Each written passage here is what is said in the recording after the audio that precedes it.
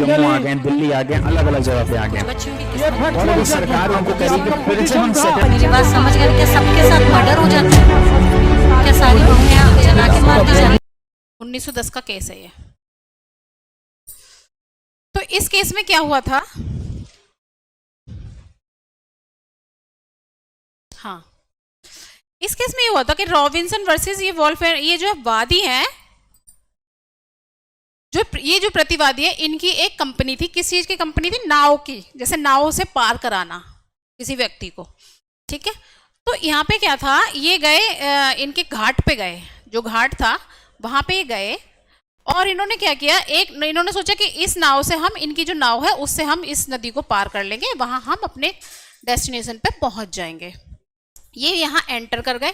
अब एंट्री के लिए भी यहाँ पे फीस थी जो इन्होंने पे कर दी थी।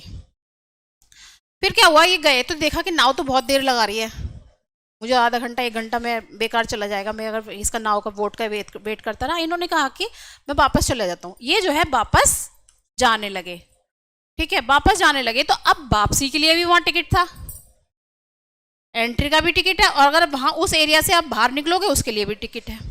तो इन्होंने कहा कि भाई, उन्होंने निकलने नहीं दिया, भाई पहले पे करोगे तब आप निकलोगे, पहले हमारी फीस दो तब आप बाहर निकलोगे।